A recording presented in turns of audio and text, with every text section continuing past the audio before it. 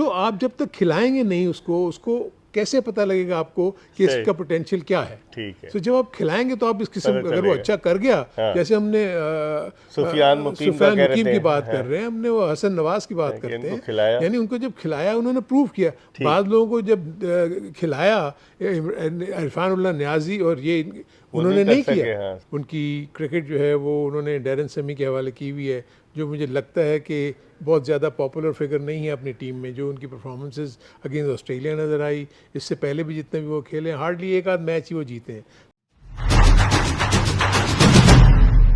बिस्मिल्लाहिर्रहमानिर्रहीम, अस्सलाम वालेकुम। अपने YouTube चैनल MIB स्पोर्ट्स पर मैं हूं मिर्ज़ा इकबाल बेग। पाकिस्तान और वेस्ट इंडीज़ की क्रिकेट टीमों के दरमियान आज रात से 3 वनडे इंटरनेशनल मैचों पर मुश्तमिल सीरीज़ का आगाज़ हो रहा है ट्रिनिडाद एंड टोबैगो में, और पाकिस्तान की टीम काफ़ी मजबूत है अगर देखा जाए बनिस्बत वेस्ट इंडीज़ के। इस सीरीज़ के हवाले से हम बात करते हैं। हमारे साथ मौजूद हैं पाकिस्तान के former chief selector, former test cricketer Haroon Rashid साहब।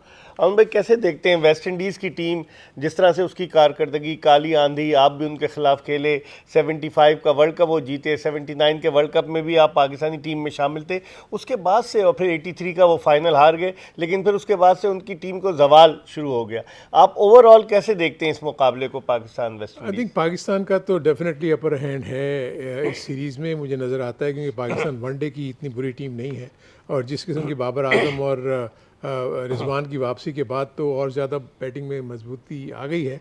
वेस्ट इंडीज़ थोड़ा सा प्रॉब्लम में है। मैं देख रहा हूँ कि उनकी क्रिकेट जो है वो उन्होंने डैरन समी के हवाले की हुई है, जो मुझे लगता है कि बहुत ज़्यादा पॉपुलर फिगर नहीं है अपनी टीम में। जो उनकी परफॉर्मेंसेस अगेंस्ट ऑस्ट्रेलिया नज़र आई, इससे पहले भी जितने भी वो खेले, हार्डली एक आध मैच ही वो जीते हैं। सो अपने अपने घर में भी वो नहीं जीत सक रहे, और ऊपर से है कि उनका जो इंफ्रास्ट्रक्चर है वो इतनी बुरी हालत में है कि मैं उनकी पिचेस देख रहा हूँ कि वो उसमें अनइवन बाउंस है, सही तरीके से प्रिपेयर नहीं करते, जिसकी वजह से आई थिंक बैट्समैन को बड़ा मुश्किल हो जाता है।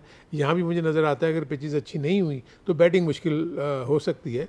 पाकिस्तान को सिर्फ एक मुझे डिसएडवांटेज नज़र आता है कि वो ज़्यादातर फास्ट बॉलर्स के साथ खेलेंगे। फास्ट बॉलर्स को अगर ऐसी अनइवन पिचेस मिल जाएं तो बैटिंग थोड़ी मुश्किल हो जाती है। अगर पाकिस्तान की बैटिंग ने वेस्ट इंडीज़ की बॉलिंग का अच्छा मुकाबला कर लिया तो मैं समझता हूँ कि पाकिस्तान इस सीरीज़ को जीतना चाहिए, क्योंकि पाकिस्तान के पास बॉलिंग भी पूरी है, फास्ट बॉलर्स भी हैं, स्पिनर्स भी हैं, और बैटिंग में डेप्थ भी है।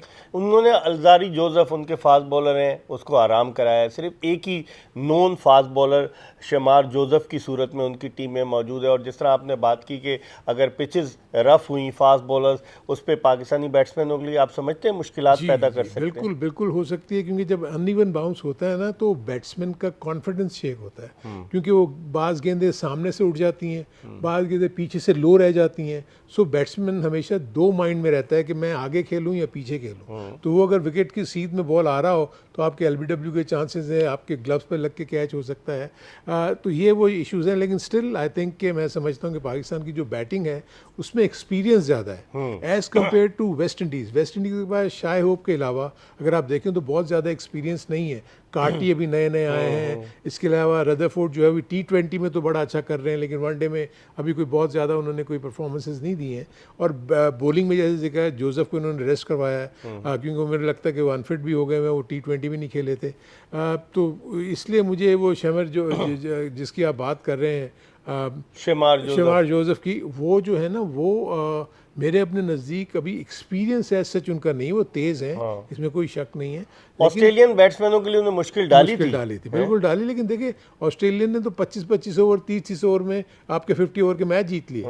यानी वो इतना अच्छा वो खेले उन्होंने, बैटिंग उनके हर दफा उन्होंने टारगेट को चेस किया। 5 वनडे वो जीते, 5 वनडे सब जितने भी मैचेस हुए उन्होंने चेस किया, चाहे जितने मर्जी रन ये वेस्ट इंडीज़ की टीम करे। लेकिन मैं 50 ओवर्स में देख रहा था कि वेस्ट इंडीज़ की टीम 230 से ज़्यादा तो जा ही नहीं सकी। सो पाकिस्तान की बॉलिंग को मैं देखते हुए फील करता हूँ कि ये भी उसको 250 के अंदर अंदर इनको आउट करना चाहिए। उसके बाद पाकिस्तानी बैटर्स को रन्स करने चाहिए। पहले बैटिंग करते हैं तो इनको 275 प्लस की तरफ अपना जहन रखना चाहिए, एंड देन अगर सेकंड बैटिंग करते हैं तो कोशिश करें कि उनको 250 के अंडर में अगर ये महदूद कर सकते हैं तो फिर इनके पास बहुत ज़्यादा चांसेस हैं। आप क्या समझते हैं कि अबरार अहमद, जिन्हें T20 में बिल्कुल एक भी मैच नहीं खिलाया गया, और वेस्ट इंडीज जो है अमूमन आपने देखा होगा कि लेग स्पिनर, ख़ासतौर पर अबरार जैसा मिस्ट्री स्पिनर स्ट्रगल करते रहे माजी में, तो आप समझते हैं कि अबरार को अब मौका मिलेगा मिलेगा वनडे में? बिल्कुल मिलना चाहिए। उसका रीज़न ये है कि आपने अगर वर्ल्ड कप की आप तैयारी करनी है 50 ओवर के, तो आपके पास स्पिनर्स हैं कौन? आपके पास यही एक मिस्ट्री स्पिनर मौजूद है जो ट्राइड एंड टेस्टेड भी है। आई थिंक इसने जितनी भी बॉलिंग की है, अब डिपेंड करता है इसकी फिटनेस के ऊपर। मुझे इश्यूज नज़र आते हैं इसकी शोल्डर के साथ, ये थ्रो नहीं कर सकता, लेकिन बॉलिंग जो है बहुत अच्छी करते हैं। अगर ये आपको, क्योंकि देखिए शॉर्टर फॉर्मेट में अगर आपका बॉलर जो है वो आपको विकेट्स लेके अगर दे रहे हैं ना, तो आई थिंक वो आपके लिए फ़ायदेमंद है। सो इसमें वो अहलियत है कि अबरार जो है आपको 1-2 विकेट्स लेके दे सकता है। तो इसलिए इसका खेलना ज़रूरी है, क्योंकि इसको टेस्ट करना भी तो ज़रूरी है ना। हम वैसे तो कहते हैं मिस्ट्री स्पिनर, लेकिन जब वो खेलेगा नहीं तो उसकी मिस्ट्री का नहीं पता लगेगा ना। अब देखें ना, हम कितने अरसे से कह रहे थे कि आप सुफियान मुकीम को खिलाएं। देखिए ना, T20 में खिलाया तो पता लगा कि वो उसमें पोटेंशियल है, उसको T20 में भी खिलाएं।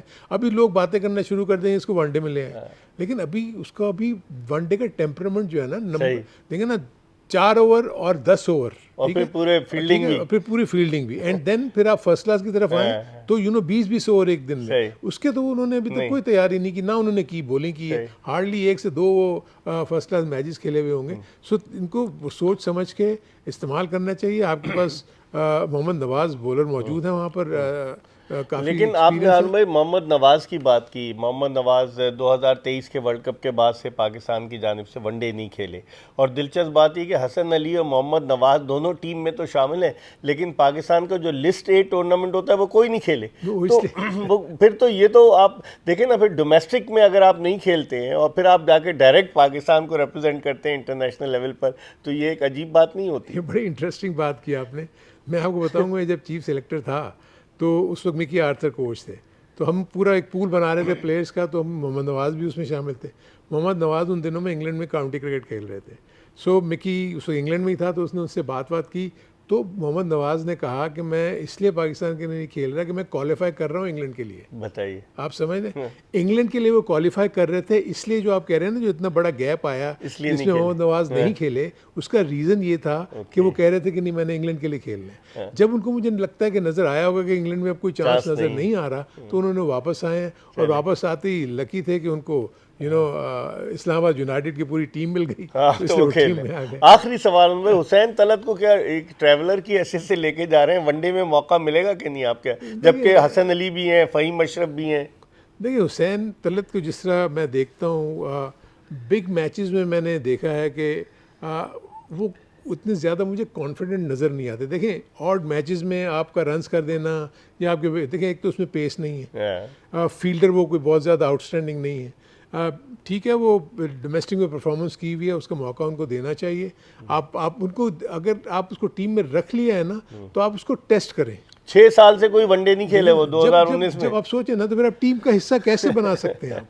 सो आप जब तक खिलाएंगे नहीं उसको कैसे पता लगेगा आपको कि इसका पोटेंशियल क्या है? ठीक है। सो जब आप खिलाएंगे तो आप इस किस्म, अगर वो अच्छा कर गया, जैसे हमने सुफियान मुकीम की बात कर रहे हैं, हमने वो हसन नवाज की बात करते हैं, यानी उनको जब खिलाया उन्होंने प्रूव किया। बाद लोगों को जब खिलाया, इरफान उल्लाह न्याजी और ये, उन्होंने नहीं किया। सो बाकी जो लोग हैं उनको भी मौका देंगे तो आपको पता लगेगा कि इनको आगे लेके चलना है या नहीं चलना। अब क्या है कि आप नहीं खिलाएंगे, वापस ले आएंगे, वो तो ऑटोमेटिक सिलेक्शन हो गया अगले टूर की। जो आप खिलाएंगे तो वापस पता चलेगा। बहुत बहुत शुक्रिया। पाकिस्तान के फॉर्मर चीफ सेलेक्टर हारून रशीद अपनी इनपुट दे रहे थे, अपनी राय का इजहार कर रहे थे। हमें उम्मीद है कि इनसे की गई गुफ्तगू आपको पसंद आई होगी। देखते रहिए MIB स्पोर्ट्स।